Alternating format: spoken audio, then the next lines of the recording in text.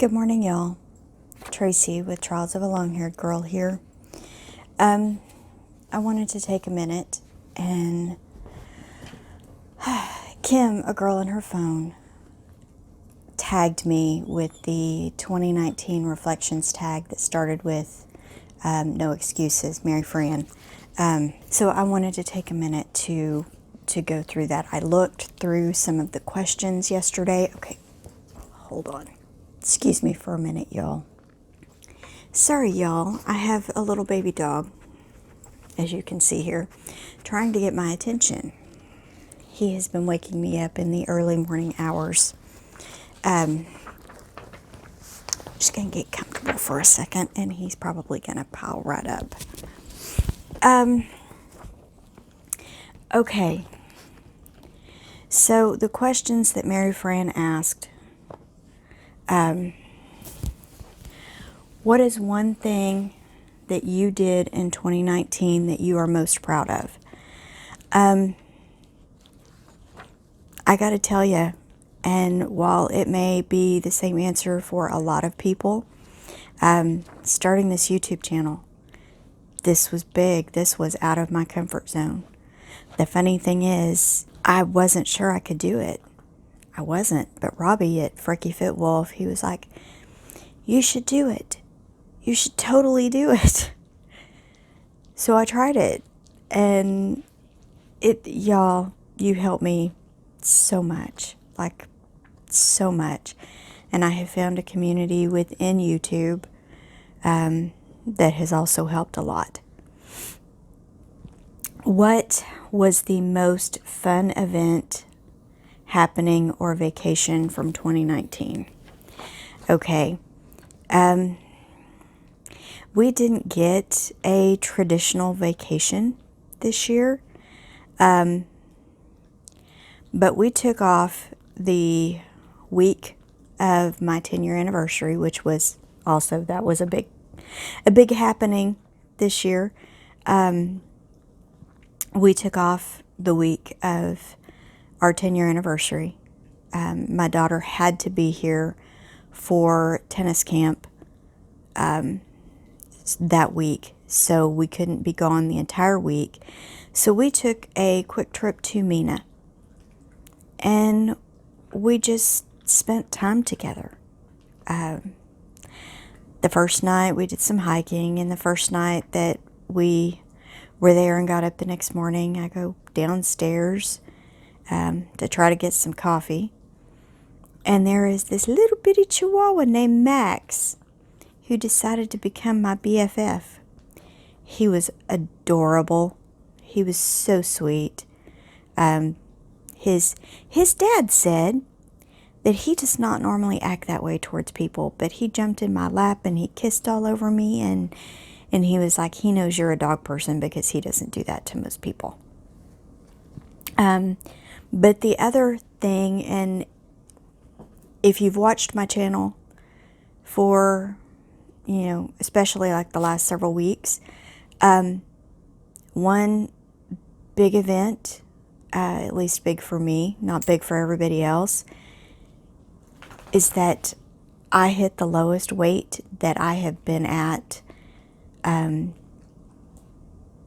since I got married. Like, this is the lowest weight I've been. Like, the 171 I hit a couple weeks ago was the lowest I had been in my married life. I was around that, I think, when my husband and I started dating. And then by the time we got married, and like the stress of that had, and not focusing on Weight Watchers and working out, and I had gained weight back. So that was a pretty big deal for me this year. I'm hoping to actually get to goal, but we'll get to that in a minute. What is one thing you learned in 2019? That I can get outside my comfort zone and I can do things that I didn't think I could do. I have a story to share, but I will wait and share it when I do my Word of the Year video, because I think that kind of falls in there as well.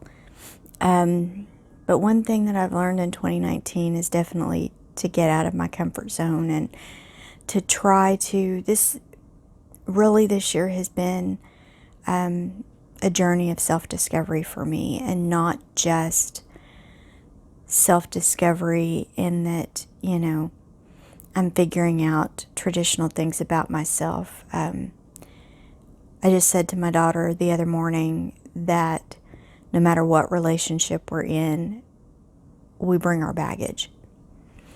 And I really think, excuse me, y'all, I need a drink.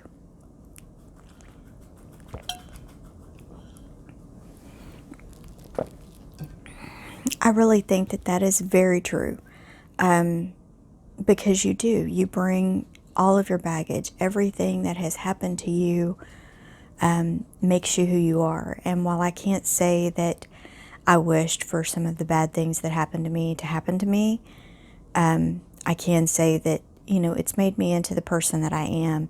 And I'm not sure I would change that, because I feel like while I'm not perfect, and by no means will I ever be, because I'm not Jesus Christ, but I feel like I'm making strides to improve myself and to be a better version of me, and ultimately that's what I want. Name one thing that you do better now than you did this time last year. My answer really is funny to some people, I guess. I meal plan. I meal plan better than I did this time last year. I can't say that I've got my walking back on track or anything like that, because I'm still struggling with that. Y'all, when I got my Fitbit a couple years ago, well, technically it was like my fourth Fitbit, but when I got it a couple years ago, I was gung-ho. I was getting 20,000 steps a day on some days and, whatnot. And yeah, that's not happening now. There are some days that I don't even hit 3,000. So that I want to improve, but I meal plan better than I did, and I think that overall is a better thing for some of the other goals that I had this year. When I chose my word of the year this year, I had some things in mind. When I chose my word of the year last year, I definitely had some things in mind. And I'm looking forward to sharing that with y'all. But I meal plan better, and I have improved in a lot of areas that I knew I needed to improve, but I wasn't really sure how to go about it. So I feel like that's a positive change. Are you setting a New Year's resolution? And if so, what is it? I got to tell you, a few years ago, I gave up setting New Year's resolutions. The fact of the matter is, and Kim kind of talked about it when she did hers, I have a tendency to come out of the gate strong, and then it fizzles out. And I know this about myself. So what I started doing is I set, and I think Mary Fran mentioned this too, she sets monthly goals for herself. I am figuring out that while I can set those goals, my general goals need to be more, well, they need to be general. I mean, let's be honest. Tracking, drinking more water, moving more. Because sometimes for me, moving more is using my little pedals that I keep under my desk at work, or my elliptical that, I can sit and use at work. Or sometimes it's getting up and walking every hour. Sometimes it's walking up and down the hall for a few minutes, which, sometimes helps. When I feel like I'm falling asleep at my desk, it helps. So I don't really set New Year's resolutions. I set goals. And then some days I focus on a week at a time. Other days I focus on one day at a time. But like as far as my weight goes, I focus on 10-pound increments at a time, because doing that makes it a little easier for me not to get overwhelmed with the fact that I still have 35 pounds to lose, or, close to 40 pounds. And, by saying that, my ultimate weight goal is not to get to the healthy range that they say I should get to. Because honestly, when I was at that number, granted, it's been like 30 years ago because I was in high school, I didn't feel good. I didn't feel good at that healthy, what they called a healthy weight. And part of that may have been that I didn't get there the way that I should have gotten there. But the fact of the matter is I didn't feel good while I was there. But the weight that my body seemed happy with, the weight that I was right before, I got pregnant with my son, and that's the weight that I'm focusing on, is 135. I may go a little bit below that. I may go to like the 125 mark. My goal with Weight Watchers is set up to be 135. That's what my doctor had agreed to several years ago. So that's what my goal will be with Weight Watchers, unless I decide to change it. Do you have any events or vacations planned for 2020? Yes. Yes, we do. We are planning to go to Canada for one of my husband's cousins' weddings. My husband and I, as I've said, we've been married now for 10 years. I have met a cousin and an aunt, I believe. And that's, aside from Chris's parents and his brother, that's all I've met. So it will be a fun event. And I've never been to Canada. I've never been anywhere out of the continental United States that I can recall. In fact, there are many states that my mother had told me years ago that I had been to that I don't remember. Like, she said that we went to Arizona. No memory. We went to Indiana. No memory of that either. But apparently I was a baby, so it's understandable that I wouldn't remember. So Canada, about the middle of the year. I think it's the end of June is his cousin's wedding, and so it'll be fun. And I'm hoping that by that point, my mindset will be better. That has also improved this year. I can feel the things shifting in my head, and it's sticking, and that's a really good thing. Name one thing that you hope happens in 2020. What do I hope happens in 2020? I hope to get to my goal weight. I hope to, it says one thing, so we'll stick there. I want to get to my goal weight. And I want to, be healthier and move more and all of those things that I know will help me be that healthier version of me. Where do you see yourself this time next year? At goal weight.